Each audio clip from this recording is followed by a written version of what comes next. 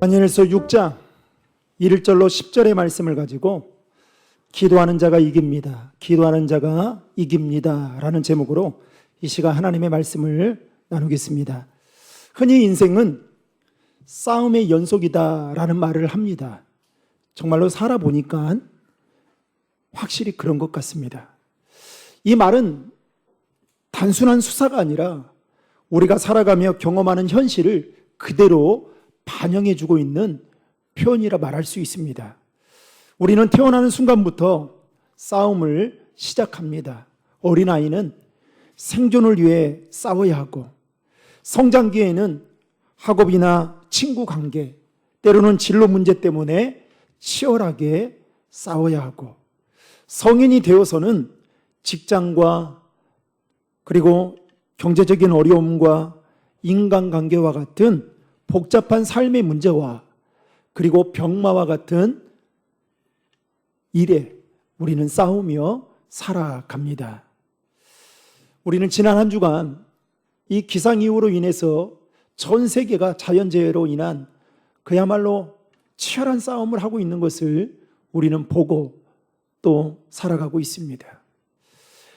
세상의 흐름은 점점 더 우리를 치열한 경쟁 속으로 데리고 가는 것 같습니다. 그래서인지 몰라도 나만 뒤처지면 안 된다라는 불안 속에 남보다 더 앞서가야 한다라는 그 강박관념은 우리를 더 불안의 늪으로 몰아넣고 있습니다. 문제는 이 싸움과 같은 세상을 언제까지 그리고 어떻게 이기며 살아가야 하는지가 어쩌면 우리가 인생을 살아가는 데 있어서 가장 큰 숙제가 아닌가 싶습니다. 특별히 오늘 본문의 말씀은 우리에게 싸움과 같은 인생 속에서 어떻게 하면 승리할 수 있는지 그 해답을 가르쳐주고 있습니다. 바로 오늘 본문에 나오는 다니엘의 이야기에서 그 해답을 찾을 수가 있습니다. 오늘 본문의 상황은 이렇습니다. 유다왕 여호야김이 다스리던 때에 바벨론의 느부갓네살 왕이 남유다를 침공하러 오게 됩니다. 그러면서 남유다가 바벨론에 완전히 패하게 되죠. 그러면서 다니엘은 젊은 시절 바벨론의 포로로 끌려가게 됩니다. 그런데 이 바벨론은 포로들 중에서도 소위 총기가 있는 자들, 총명스러운 자들을 발탁해서 그들을 3년 동안 특별 교육을 시키면서 관리하고 양성하도록 시킵니다. 이렇게 한 이유는 그들이 포로이긴 하지만 이 포로들 중에서도 똑똑한 자들을 잘 훈련시키고 교육시키면 이들이 훗날에 바벨론에 대한 우호적인 생각을 가질 뿐만 아니라 충성하게 이들을 만들어서 바벨론 제국을 보다 더 강력한 나라로 세우기 위한 차원에서 이들을 발탁하고 양육합니다. 그런데 이때 다니엘과 세 친구가 그 탁월함을 인정받아 후보로 관리 대상자로 발탁이 되는 것입니다. 바벨론 황실에서는 관리 후보로 선발되어진 다니엘과 세 친구를 포함한 그 밖에 총명 있는 자들, 총기 있는 자들에게 이제 왕의 진미와 포도주를 제공합니다. 그런데 그 왕의 진미 가운데에는 모세의 율법에서 금하는 음식들이 다수 포함되어 있었습니다. 또 그것들 중에는 상당 부분이 종교적 제의에서, 즉 다른 우상에게 바쳐졌던 제물들이었습니다. 따라서 이 음식을 먹게 된다면 다니엘과 세 친구는 율법적인 측면에서 볼 때에 율법을 범하는 것이나 또는 자신들을 부정하는 것이기 때문에 이들은 자신들의 신앙의 정절을 지키고자 하기 위해서 그 왕이 제공하는 음식 먹는 것을 단호히 거절합니다.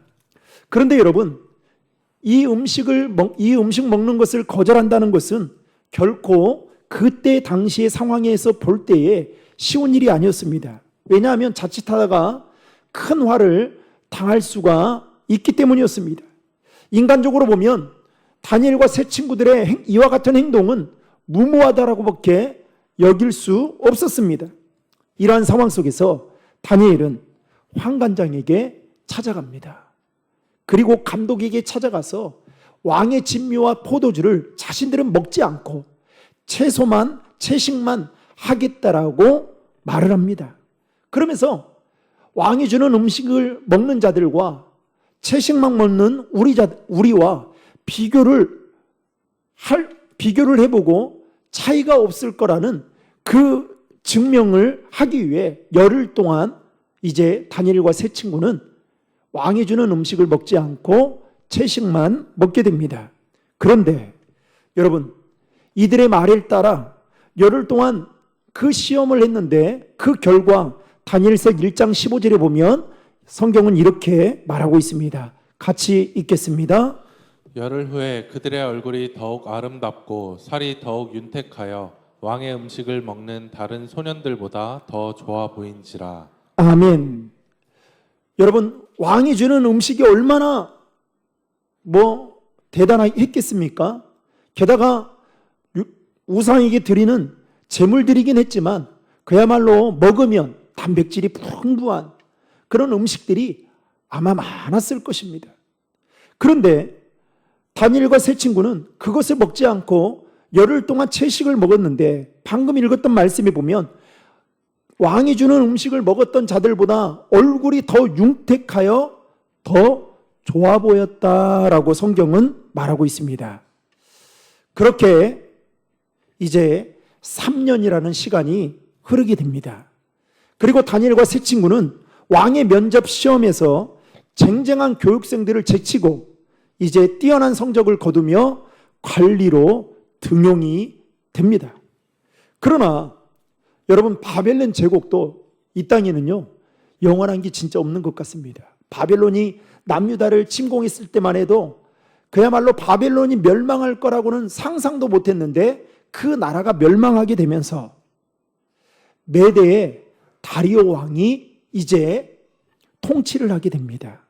그러면서 이 메대의 다리오 왕이 고관 120명을 전국에 세우고 그래서 그들을 통해 전국을 다스리게 하고 그 가운데에서 총리 3명을 발탁합니다.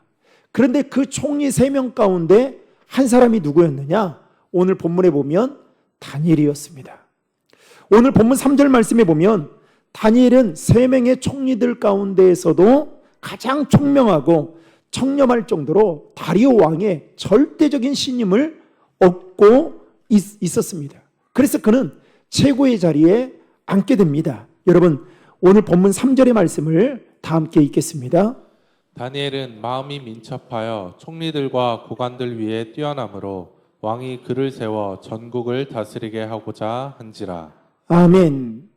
다니엘은 바벨론의 포로로 끌려왔지만 다리오 왕의 신임을 얻어 그는 총리 셋 중에서도 그야말로 최고의 신임을 얻는 자리까지 오르게 됩니다. 그러자 이것에 대해 못마땅하고 시기한 세력들이 이제 다니엘을 오늘날로 말하면 탄핵하고자 그럴 만한 근거를 찾아 나서기 위해 뒷조사를 하게 됩니다. 그런데 문제는 뭐냐? 다니엘을 털고 털어도 그에게서 아무런 흠을 찾아낼 수 없었다는 것입니다. 여러분, 4절의 말씀을 다 함께 읽겠습니다. 이에 총리들과 고관들이 국사에 대하여 다니엘을 고발할 근거를 찾고자 하였으나 아무 근거, 아무 허물도 찾지 못하였으니 이는 그가 충성되어 아무 그릇됨도 없고 아무 허물도 없음이었더라. 아멘. 그래서 다니엘을 시기했던 그들은 고심한 끝에 하나님의 율법에서 그 근거를 찾지 못하면 고발할 수 없다라는 의견을 모으고 다니엘이 하나님의 율법을 잘 따른다라는 것을 그들은 알아차리고 이것을 빌미 삼아 탄핵해야겠다라는 마음을 먹게 됩니다. 그리고 그들이 모여서 총리들과 고관들이 모여서 의논하고 한 법령을 정하고 금령을 정해서 그것을 제거하여 주도록 다리오 왕에게 청합니다.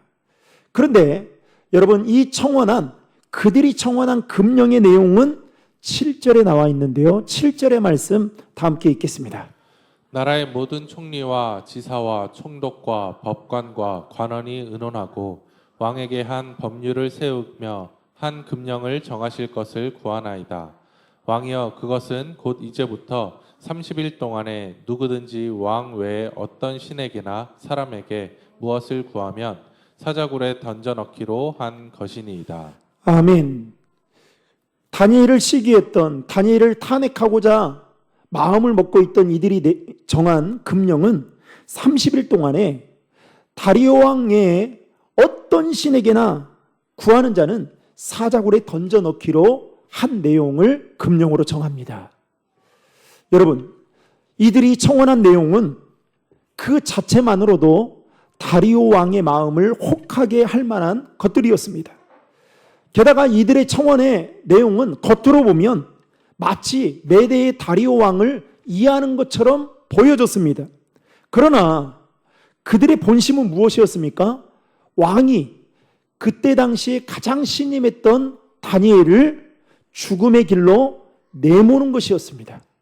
여하튼 다니엘은 이 법을 따를 수밖에 없는 상황에 처하게 됩니다. 그런데 놀랍게도 오늘 본문 10절 말씀에 보면 그는 평소 때와 똑같이 예루살렘을 향해 창문을 열고 무릎을 꿇고 하나님께 기도했다라고 성경은 말하고 있습니다. 여러분, 10절의 말씀을 다 함께 읽겠습니다. 다니엘이 이 조서에 왕의 도장이 찍힌 것을 알고도 자기 집에 돌아가서는 윗방에 올라가 예루살렘으로 향한 창문을 열고 전에 하던 대로 하루 3번씩 무릎을 꿇고 기도하며 그의 하나님께 감사하였더라. 아멘. 사랑하는 성도 여러분, 만약에 여러분이라면 지금의 상황을 여러분은 어떻게 하시겠습니까? 그동안 기도해왔던 그 기도를 한 달 정도는 참아볼까? 아니면 다른 사람들이 모르게 골방에 들어가 은밀하게 기도할까? 여러 가지 인간적인 계산을 했을런지 모릅니다.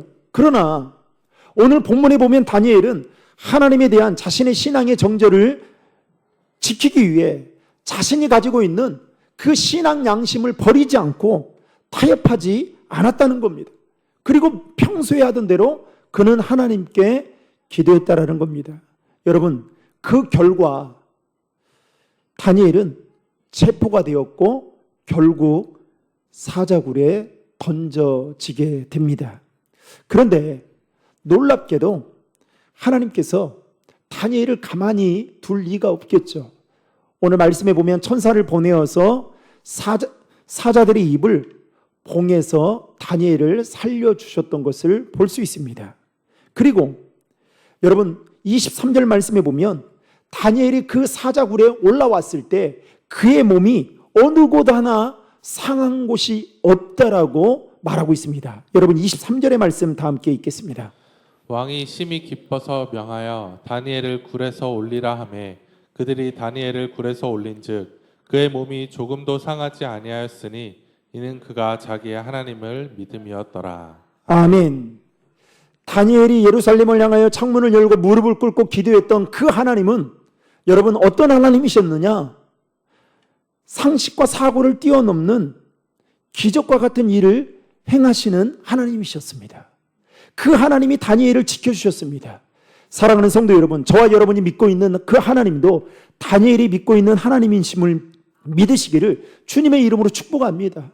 하나님은 우리의 생각과 사고를 뛰어넘어 오늘 또 일하시는 분이심을 믿으시길 바랍니다.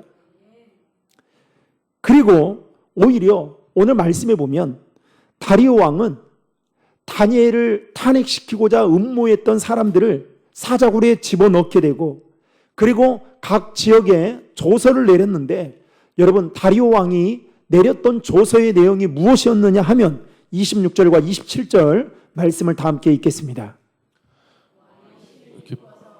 내가 이제 조서를 내리노라. 내 나라 관할 아래에 있는 사람들은 다 다니엘의 하나님 앞에서 떨며 두려워할지니 그는 살아계시는 하나님이시요 영원히 변하지 않으실 이시며 그의 나라는 멸망하지 아니할 것이요 그의 권세는 무궁할 것이며 그는 구원도 하시며 건져내기도 하시며 하늘에서든지 땅에서든지 이적과 기사를 행하시는 이로써 다니엘을 구원하여 사자의 입에서 벗어나게 하셨음이라 하였더라. 아멘. 여러분, 이방인인 메대 다리오 왕이 조서를 내리면서 각 지역의 조서를 내리면서 이와 같은 지금 고백을 하고 있는 겁니다. 한마디로 말하면 하나님은 살아계신 분이시다. 하나님은 영원히 변하지 않는 분이시다. 하나님의 나라는 멸망하지 않는 것이다. 하나님이 가지고 있는 그 권세는 무궁하다. 그는 구원도 하시고 건져내시고 하늘에서든지 땅에서든지 이적과 기사를 행하시는 분이시다. 사랑하는 성도 여러분, 예수 믿지 않는 그 메대의 다리오 왕도 하나님을 다니엘을 통해서 하나님을 보는 순간 이와 같은 고백을 하고 있는 것을 볼 수 있습니다. 사랑하는 성도 여러분, 메대의 다리오 왕의 이 고백이 저와 여러분들의 믿음의 고백이 되기를 주님의 이름으로 축복합니다. 하나님은 살아계셔요. 하나님은 영원 무궁하신 분이십니다. 그의 권세는 무궁하십니다. 그는 우리를 구원하시기도 하시고 우리의 삶에 이적과 기사를 행해 보이시는 분이십니다. 여러분, 놀랍지 않습니까?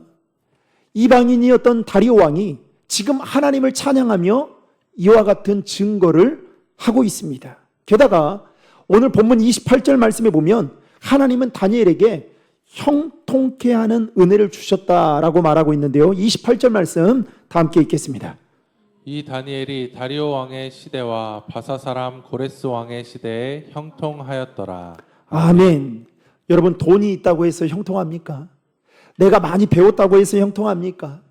내가 많은 경험을 가지고 있고 세상에서 잘 나간다고 해서 내 삶이 형통합니까? 그렇지 않아요.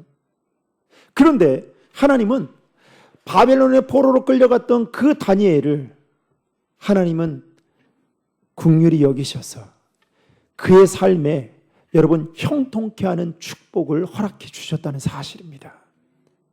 그러면 어떻게 이런 일들이 다니엘의 삶에 가능할 수 있었던 것일까요? 아니, 우리도 어떻게 하면 다니엘과 같은 이러한 은혜와 축복을 더 나아가서 전쟁터와 같은 그 싸움터와 같은 삶 속에서 우리도 승리할 수 있는 것일까요? 오늘 다니엘의 이야기를 통해 그 승리의 비결이 무엇인지 두 가지로만 여러분들과 함께 나누고자 합니다. 첫 번째로 그 승리의 비결은 무엇이냐? 기도에 있었다는 것입니다. 여러분 믿으십니까? 보통의 경우에 사람들은 어떤 문제가 생기면 대다수 사람들은 어떻게 하느냐? 내가 할 수 있는 일을 찾습니다. 문제가 생기면. 그리고 내가 할 수 없는 일이라고 생각하면 내 주변에 나를 도와줄 사람을 기웃기웃 거리면서 요청합니다. 그래서 최대한 할 수 있는 일에 대해서 최선을 다합니다. 그런데 여러분, 그거는 그래도 일말의 가능성이 있기에 그렇게 할 수 있는 거죠. 그런데 한번 상황을 바꿔보십시오. 다니엘이 사자굴에 들어갔습니다. 사자굴에 들어가기 일보 직전입니다. 우리의 상황이 마치 아무것도 할 수 없는 막막한 상황에 처해 있다라고 한번 가정해 보십시오. 그때 여러분, 내가 할 수 있는 일이 아무것도 없다라고 할 때 여러분 어떻게 하시겠습니까?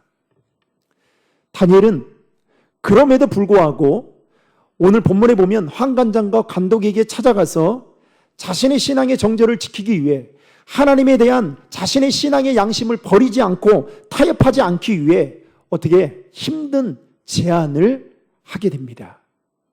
그것은 바로 왕이 주는 음식을 먹지 않겠다라는 말을 합니다.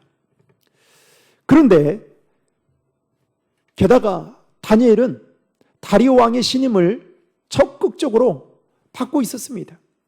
왕의 눈치만 잘 보고 왕의 마음만 흡족하게 되면 그는 포로로 끌려왔지만 자신의 인생이 출세할 수 있는 길이 그야말로 열릴 수 있는 상황이었습니다. 그런데 다니엘을 시기했던 자들이 있었습니다. 그를 어떻게든 그 높은 자리에서 끌어내리려고 했던 자들이 있었습니다. 그들은 다니엘에게서 흠을 찾기에 혈안이 되어 있었습니다. 하다못해 그들은 왕의 마음을 사로잡을 만한 금령을 만들어서 다니엘을 궁지에 몰아 넣으려고 했습니다. 여러분, 그때 다니엘이 할 수 있는 거라고는 아무것도 없었습니다. 다니엘은 이러한 상황 속에서 낙심하지 않고 절망하지 않고 오늘 말씀에 보면 평소에 하던 대로, 전에 하던 대로 하나님께 기도했다라고 말씀하고 있습니다. 여러분, 만약에 다니엘이 자신이 처한 상황 때문에 답답한 나머지 평소에 하던 기도를 멈추거나 상황이 호전되면 그때 다시 내가 기도해야 되겠다라는 마음을 가지고 인간적인 생각과 방법으로 여러분 그 문제를 타개해 가려고 했다라고 한다면 여러분 어떻게 됐을까요? 아마 이 마음이 더 크지 않았을까요? 그런데 다니엘은 그렇게 하지 않았다는 겁니다. 네덜란드에 복음 전도자인 코리템 붐 여사라는 분이 있습니다. 화면에 한번 띄워주시면, 이 여자분인데요. 2차 세계대전 당시에, 없네요. 네. 제가 만들었다가 지웠어요.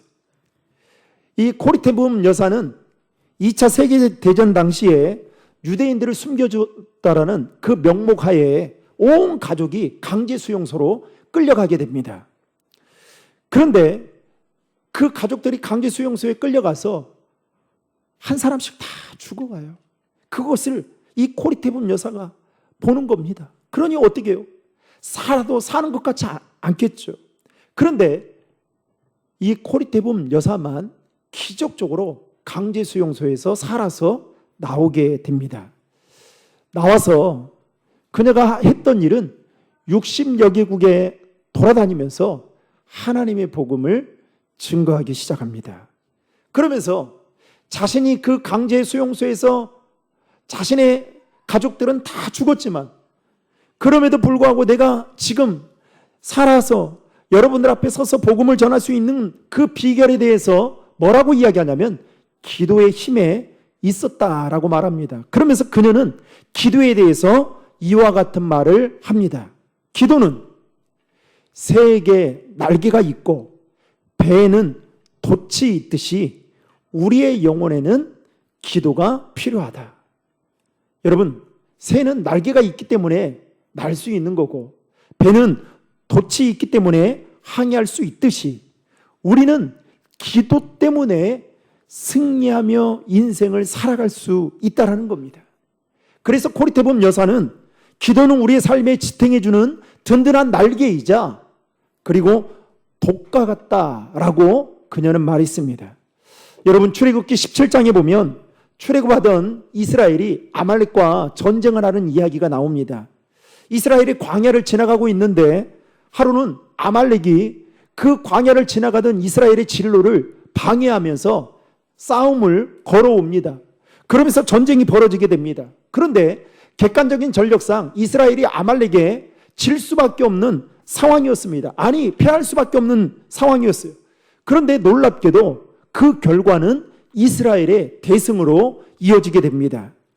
모세가 여호수아와 군사들을 전쟁터에 내보내고 그는 아론과 훌과 함께 산꼭대기에 올라가서 대신 기도합니다. 여호수아와 군사들은 열심히 자신의 나라들을 위해 최선을 다해 싸움을 하고 모세와 아론과 훌은 산꼭대기에 올라가 그들을 위해 기도했습니다. 그런데 여러분, 그 승부처가 어디 있었느냐? 모세의 손끝에 있었습니다. 즉 모세가 손을 들고 기도하면 이스라엘이 이기고 모세가 힘이 들어서 손을 내리면 이스라엘이 지는 그런 기이한 일이 벌어지게 된 겁니다. 그것을 누가 보게 되느냐? 모세도 보게 되고 아론과 훌도 옆에서 보게 됩니다. 그래서 아론과 훌이 모세의 손을 붙잡고 모세는 그 도움을 받아 기도함으로 인해 마침내 이스라엘이 아말렉과의 전쟁에서 승리했다. 그야말로 믿음이 없으면 받아들이기 힘든 그 놀라운 이야기를 성경은 우리에게 말하고 있습니다. 여러분, 이 사건을 통해서 우리가 알아야 할 사실은 인생의 전쟁과 같은 그 싸움터와 같은 인생 속에서 여러분, 승리는 우리의 노력에 있다는 게 아니에요. 우리의 경험에 있다는 것이 아닙니다.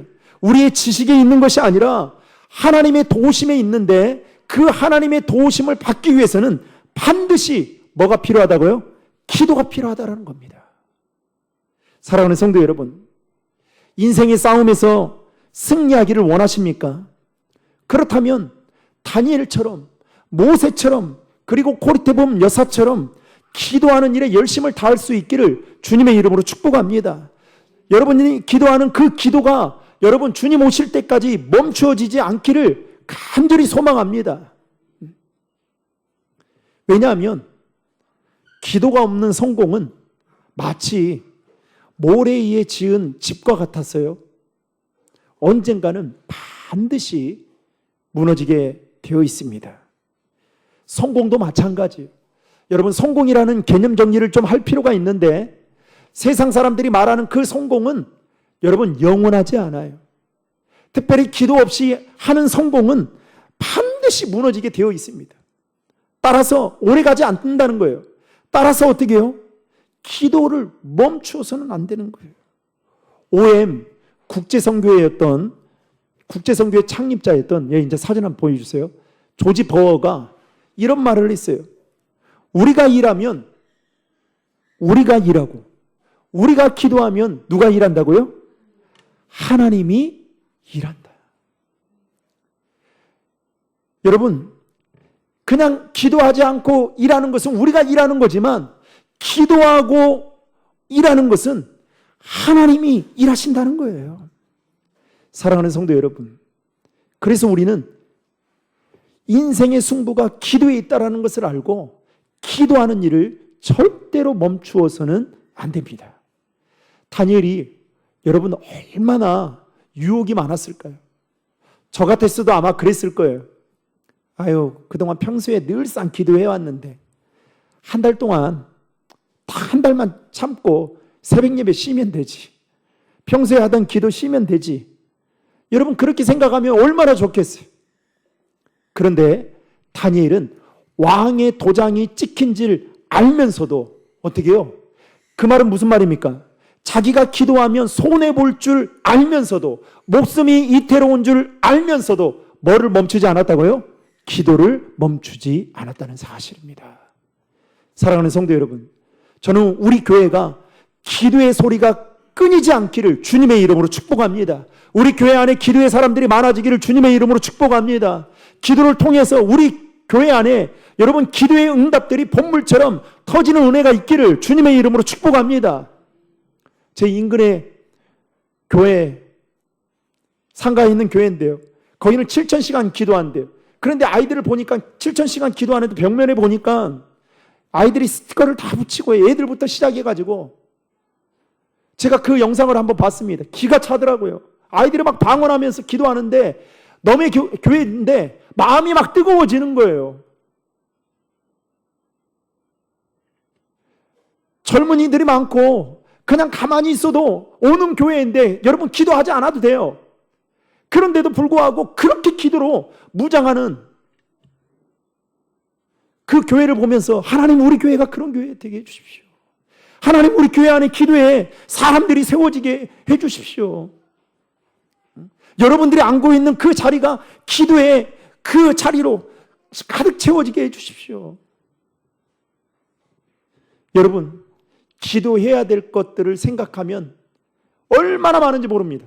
반대로 기도해야 될 제목을 찾지 못하면, 여러분 기도할 것 없다라고 생각하면 정말 없어요. 마지막 두 번째로 다니엘이 승리할 수 있었던 비결은 무엇이었냐? 하나님의 절대 주권을 믿었다는 것입니다. 여러분, 하나님의 절대 주권이라는 이 말은 하나님께서 모든 만물과 역사와 인간의 삶 전반에 걸쳐서 모든 것을 자신의 뜻과 계획에 따라 이루어 가신다라는 것이 하나님의 절대 주권이라는 말의 의미에 포함되어 있습니다.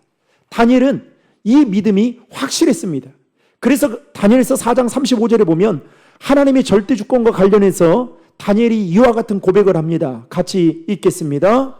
땅의 모든 사람들을 없는 것 같이 여기시며 하늘의 군대에게든지 땅의 사람에게든지 그는 자기 뜻대로 행하시나니 그의 손을 금하든지 혹시 이르기를 내가 무엇을 하느냐고 할 자가 아무도 없도다. 아멘. 여러분, 하나님은 느부갓네살 왕이나 다리오 왕이나 바벨론이라는 이 나라에 의해서 하나님이 좌지우지하시는 분이 아니라 자신의 뜻대로 운행해 가신다라고 성경은 말씀하고 있습니다. 그래서 다니엘은 그것을 알고 승리가 이들의 손에 있는 것이 아니라 하나님의 절대 주권 안에 있구나라는 것을 믿고 그는 평소와 같이 예루살렘을 향해 기도했던 것을 볼 수 있습니다. 말씀을 맺겠습니다. 사랑하는 성도 여러분, 우리는 지금까지 수많은 인생의 싸움과 시련을 지나 여기까지 힘겹게 왔습니다. 그동안 우리의 삶은 마치 전쟁터와 같아서 매일같이 도전하고 또 어려움 속에 살아가고 있습니다. 앞으로도 여러분, 제가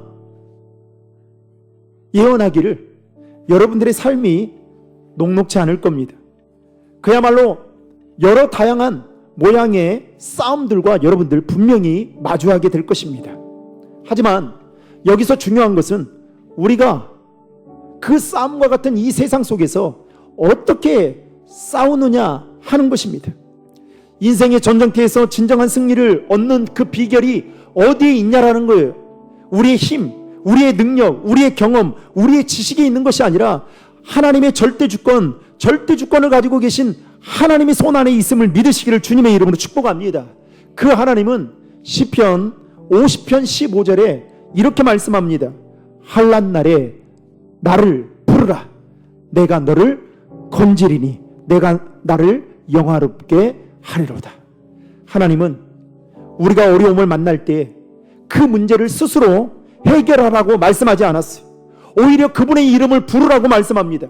기도하라고 말씀합니다. 왜냐하면 기도는 하나님과 나를 연결하는 통로가 될 뿐만 아니라 하나님의 능력을 공급받는 여러분 강력한 무기이기 때문입니다.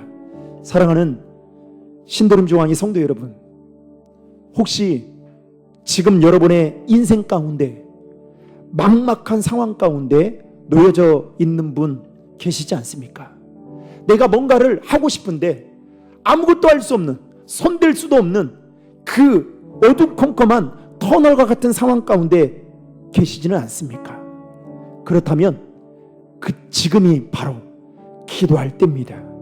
그 기도의 손을, 연약한 나의 기도의 손을 하나님 앞에 들고 여러분 기도할 때 하나님은 반드시 우리의 기도에 응답해 주시고 우리를 건지시고 우리를 통해 영광을 드러내길 원하실 것입니다. 여러분, 기도하는 사람은 결국 이기게 되어 있습니다. 기도하는 자는 결국 그의 삶이 형통하게 되어 있습니다. 무릎 꿇는 자가 결국 형통하는 삶으로 하나님은 인도해 주십니다.